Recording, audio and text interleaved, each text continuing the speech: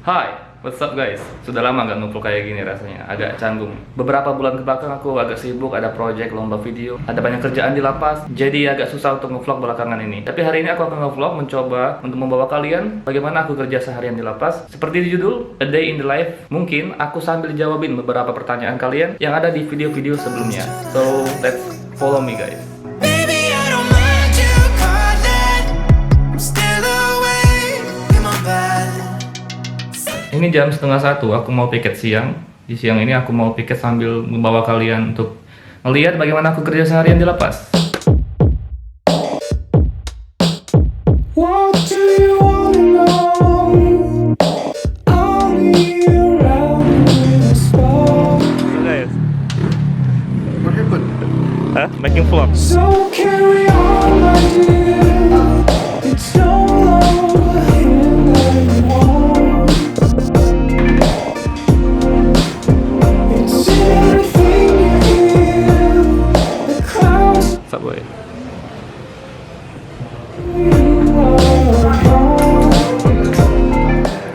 Oke, so guys, sebelum kita memulai tugas, kita selalu ngecek senjata apakah senjatanya lengkap dari operan regu sebelumnya. Kita harus cek ke jumlah amunisi dan cek senjatanya apakah masih bagus untuk digunakan.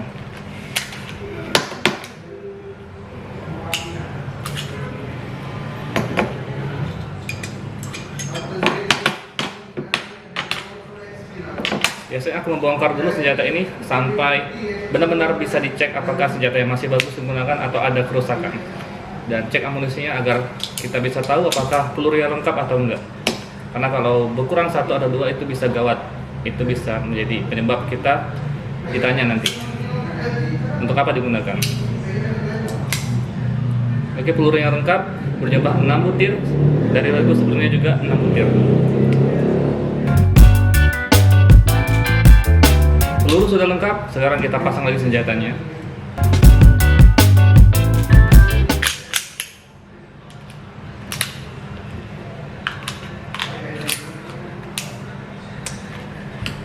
Senjatanya lengkap dan siap digunakan kembali.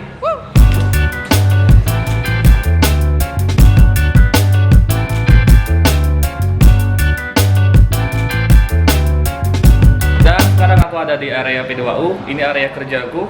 Aku selama 6 jam ke depan akan berada di sini menjaga area lalu lintas P2U, mencatat semua orang yang keluar masuk dari sini dan agar tidak ada terjadinya gangguan kamtip.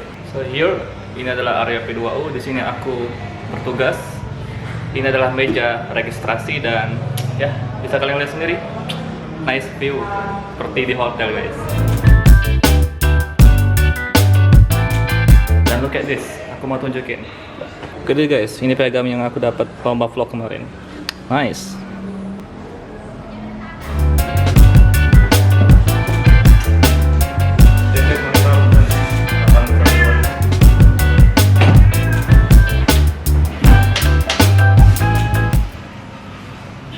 Kayak di awal video, aku sudah janji mau jawabin beberapa pertanyaan kalian di video-video sebelumnya. So let's start the question. Pistol boleh dibawa pulang gak kak? Ini pertanyaan di video aku yang sebelumnya tentang review senjata Forces Pas. Untuk pistol itu sama sekali nggak boleh dibawa pulang kemana-mana. Di video tersebut aku sudah jelasin siapa saja yang boleh membawa pistol di saat jam dinas. Yaitu salah satunya termasuk aku di bagian P2U, petugas pintu utama. Yang sekarang aku sedang pegang ini pistol pindad P3A yang hanya aku boleh bawa ini saat jam dinas saja. Tapi nanti ketika jam 7 malam aku uploadan dengan regu selanjutnya, aku harus menyerahkan pistol ini ke regu selanjutnya. Jadi nggak boleh sama sekali dibawa pulang. Tes tembak bre. Yap, mudah-mudahan aku sudah berencana memang kalau ada waktu nanti kita latihan di lapangan, kita akan buat videonya bagaimana cara kita menembaknya di lapangan. Kita tes tembak di lapangan terbuka dengan target beneran. Tapi kalau kalian mau lihat video aku 2 tahun lalu, aku pernah buat latihan menembak juga saat aku baru latihan pertama kali masuk di Proses Pas ini. Linknya ada di sini. Itu latihan pertama ketika kami baru jadi Proses Pas. Dan sekarang aku pengen jawabin pertanyaan di video yang pernah aku buat tips masuk ke Proses Pas. Videonya sudah lama banget tapi masih relevan lah kalau aku jawab pertanyaan ini untuk kalian-kalian yang ingin mungkin daftar Proses Pas. Let's go. Bang, gimana kalau kelebihan saya berenang saat tes Proses Pas? Saat tes keterampilan? Apa langsung dites di tempat atau gimana bang? Ya, kalau kelebihan kita itu suatu keahlian yang nggak bisa dan nggak mungkin kita tunjukkan di tempat itu dan saat itu, saran aku bawa aja sesuatu yang bisa kita lihatkan, misalnya piagam-piagam, penghargaan yang pernah kita ikutin. Kalau nggak ada, kita bisa tunjukkan bagaimana kemampuan kita menjelaskan tentang hal tersebut. Jadi penguji akan melihat bagaimana kita menjelaskan, seberapa paham kita tentang hal tersebut. Contohnya misalnya di sini berenang, kita bisa menjelaskan apa-apa saja teknik berenang yang kita bisa lakukan. Bagaimana cara berenang dengan gaya bebas atau gaya dada. Kita bisa menjelaskannya dengan sangat detail. Kalau memang itu bidang yang memang kita ahli, kita akan menjelaskannya dengan lancar tanpa terbata-bata. Itu sudah lebih dari cukup untuk menambah nilai kita di mata penguji. Bang, tesnya seketat tes TNI Polri kah? Jadi pengalamanku dulu aku pernah di tahun 2015-2016 ikut tes Polri. Kalau dari jumlah kuantitas yang ikut tes Polsuspas dibandingin dengan ikut tes Polri atau tes TNI, banyaklah tes Polsuspasnya. Banyaklah orang yang ikut tes Polsuspas dibanding tes TNI atau Polri. Waktu aku tes saja di tahun 2018, untuk Sumsel ada 40.000 pendaftar. Bayangkan. Namun tes Polri dan TNI itu nggak sampai segitunya. Kalau kuantitas mungkin bisa aku bilang ketatlah Polsuspas. Kalau dari segi tes administrasi atau tes yang lainnya, mungkin lebih ketatlah tes TNI atau Polri. Karena mereka lebih kompleks tesnya dibandingkan tes Polsuspas. Misalnya dari segi kesehatan, ada 2 kali tahap di tes TNI atau Polri, atau juga tes berenangnya. Tapi kalau di Polsuspas itu untuk tes kesehatan cukup 1 tahap saja, dan untuk tes berenang di Polsuspas itu nggak ada. Ya mungkin bisa dibilang kalau dari segi jenis tesnya itu mungkin lebih ketatlah tes TNI atau Polri. Tapi kalau dari segi kuantitas mungkin lebih ketatlah tes Polsuspas karena lebih banyak yang ikut daftar tes Polsuspas. Begitu. Bang, apakah keterampilan harus bela diri? Dan kalau tidak bela diri nilainya biasa aja ya? Atau sama aja asal ada keterampilan? Semua keterampilan yang kita bisa tunjukin, kalau itu memang itu keterampilan kita yang kita bisa kuasai dan nggak membohongi penguji, aku yakin nilainya akan tinggi. Percuma kalau kita maksain kita harus bisa bela diri untuk tes Polsuspas tapi baru belajar kemarin, ya sama aja bohong kan. Jadi harus benar-benar keterampilan yang bisa kita kuasai, yang bisa kita tunjukin. Kalau ada bukti prestasinya, kalau memungkinkan bisa kita tunjukkan juga. Jadi tunjukin aja keterampilan yang kita memang pede untuk nampilinnya. Jangan bohongi penguji guys. Itulah malah lebih bumerang bagi kita nanti.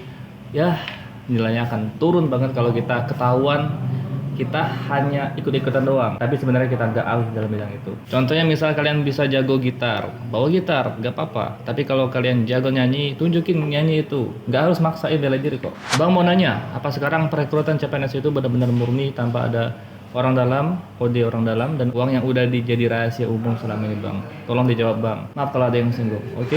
Nggak apa-apa, karena emang nggak ada orang dalam. Pengalamanku tes CPNS ini sama sekali gak ada orang dalam. Jadi rugi banget kalau kita gak mencoba untuk tes Polsuspas atau tes CPNS lainnya. Karena sistem yang sekarang sudah berbasis online, CAT segala macam, itu benar-benar menutup celah bagi orang-orang untuk melakukan tindak kecurangan. Jadi rugi banget kalau kita nggak mencoba kesempatan emas ini untuk kita terus berjuang tes CPNS atau tes perekrutan lainnya.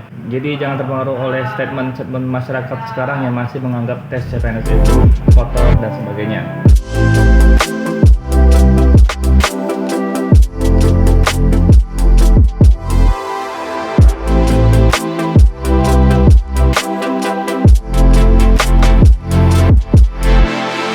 So guys, sekarang sudah jam kebalik. Aduh, oke nah. Jam 7 kurang 10, sebentar lagi jam 7 kita mau uploadan mengganti regu siang ke regu malam. So ya, waktunya pulang. Jadi kalau Anda bertanya, jangan katakan Anda. You make me nervous. I think I might be hooked on you. So, sekarang sudah selesai uploadan, kita akan serah terima senjata dengan regu selanjutnya. Di sini yuk. Ya, ya. Can't take it slow. Make sure we do this right. Bang, kita play bang. Jam. Kita pulang bang. Can't hold up my Sekarang waktunya pulang guys. Jangan lupa like, comment, dan subscribe video ini. Simple but impress. sit with me, talking to the night until the morning, building chemistry. I don't think I ever wanna go come closer next to me. Trying to find another way to say this, but